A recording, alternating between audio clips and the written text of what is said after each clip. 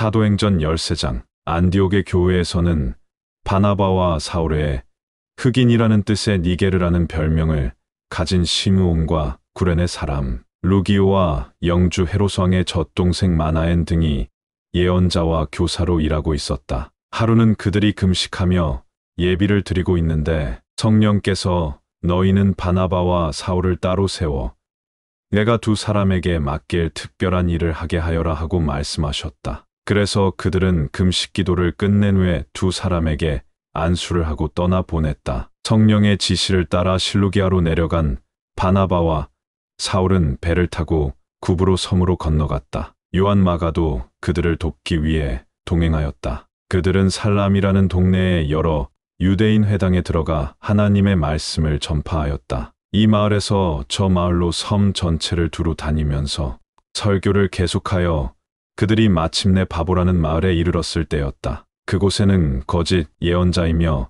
총독 서기오 바울의 시종인 바예수라고 하는 유대인 마술사가 있었다. 총독은 사려 깊고 통찰력 있는 사람이어서 바나바와 바울을 초청하였다. 그는 하나님께서 전하신 말씀을 듣기를 원하였다. 그러나 마술사 엘루마는 총독이 두 사도의 말에 귀를 기울였다가 주님을 믿게 될까봐 그들을 회방하였다. 그러자 바울이라고도 불리는 사울이 성령이 충만하여 마술사를 쏘아보며 말하였다. 기만과 악독이 가득 차고 모든 선한 일의 원수인 이 악마의 자식아, 언제까지 죽게 대항할 작정이냐? 이제 진노하신 하나님께서 벌을 내려 너는 한동안 빛을 보지 못하는 맹인이 될 것이다. 그러자 바로 그 순간에 안개와 어둠이 그를 덮어서 그는 앞을 더듬으며 손을 잡아 부축해 줄 사람을 찾았다. 이것을 본 총독은 하나님의 말씀의 권능에 놀라워하며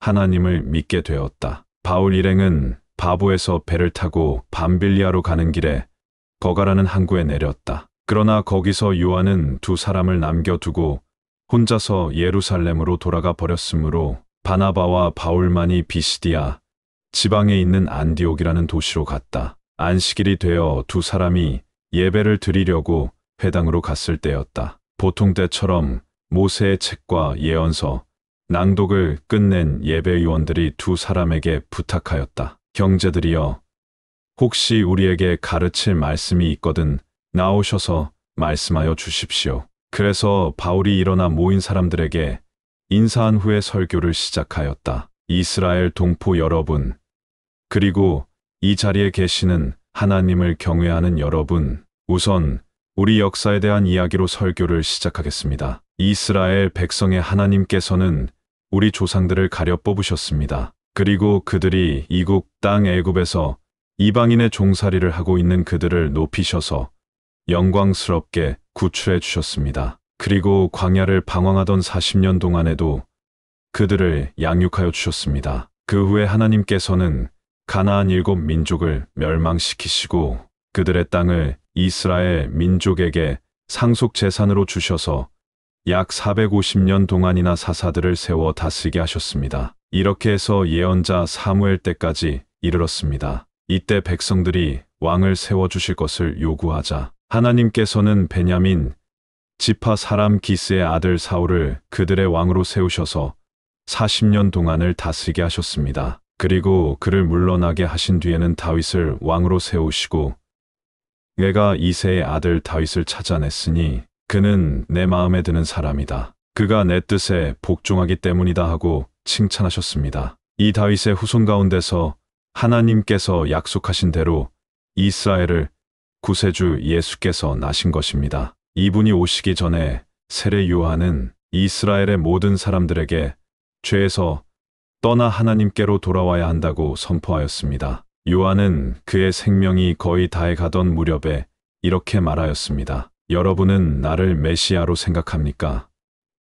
나는 메시아가 아닙니다. 그분은 곧 오십니다. 나는 그분의 신발끈조차 풀어드릴 만한 자격도 없는 사람입니다. 나는 그분과 비교조차 할 수 없는 참으로 아무 가치도 없는 사람이란 말입니다. 아브라함의 자손과 하나님을 경외하는 이방인 여러분, 이 구원은 우리 모두를 위한 것입니다. 그런데도 예루살렘에 있는 유대인들과 그들의 지도자들은 예수를 죽임으로써 예언자들의 예언이 이루어지게 하였습니다. 그들은 안식일마다 예언자의 말씀을 읽고서도 예수께서 바로 예언자들이 기록한 그분이라는 것을 깨닫지도 알아보지도 못한 것입니다. 그들은 예수를 처형할 만한 아무런 정당한 근거도 없이 빌라도에게 강요하여 예수를 죽이게 하였습니다. 그분의 죽임에 관한 모든 예언대로 그들이 다 해치운 후에 그들은 예수의 시체를 십자가에서 내려다가 무덤에 장사하였습니다. 그러나 하나님께서는 죽었던 예수를 다시 살리셨습니다. 그 후 예수께서는 갈릴리에서 예루살렘까지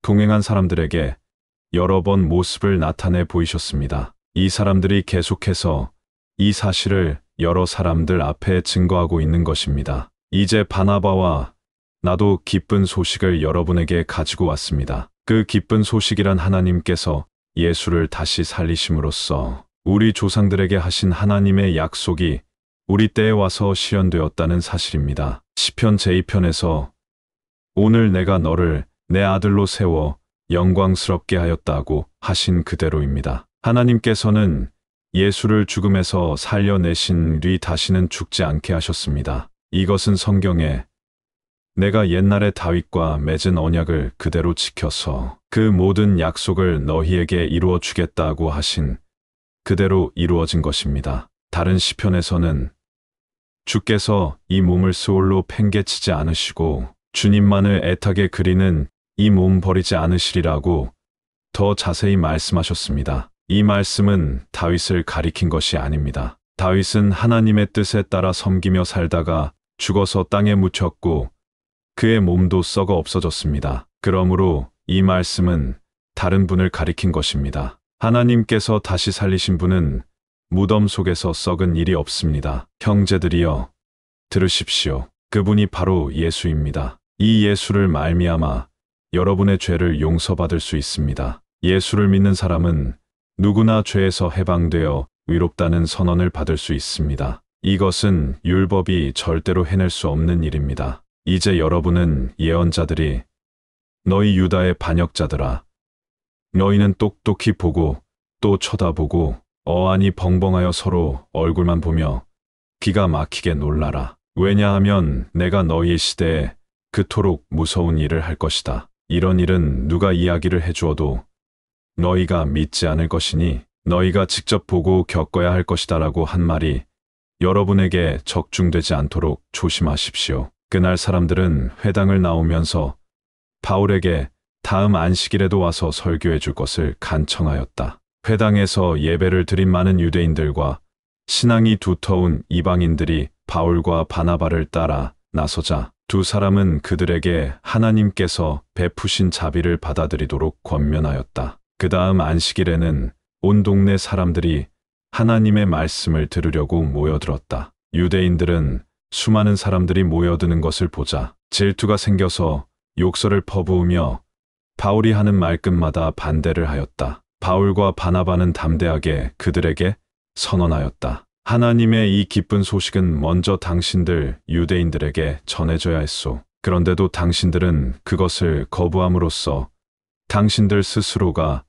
영원한 생명을 받을 자격이 없음을 증명해 보였소. 그러니 우리는 이제 이 기쁜 소식을 이방인들에게 전하는 것이오. 이미 주께서는 나는 너를 세계 만민의 빛으로 세워서 온 세상의 어둠과 혼란을 없애고 땅 끝까지 이르는 세계 만민이 너를 통하여 나의 구원과 해방이 무엇인지 분명히 알게 하겠다 하고 말씀하셨으니 주님의 말씀대로 된 것이오. 이 말을 들은 이방 사람들은 기뻐 어쩔 줄 모르며 하나님의 말씀을 찬양하였다. 그리고 영원한 생명을 얻기 원하는 사람들은 다 신도가 되었다. 하나님의 말씀이 온 지방에 퍼져나갔다. 그러자 유대인들은 율법에 충실하게 따르는 것이 하나님을 믿는 것이라고 생각하고 귀부인들과 그 도시의 유지들을 선동하여 바울과 바나바를 박해하여 쫓아냈다. 바울과 바나바는 그들에게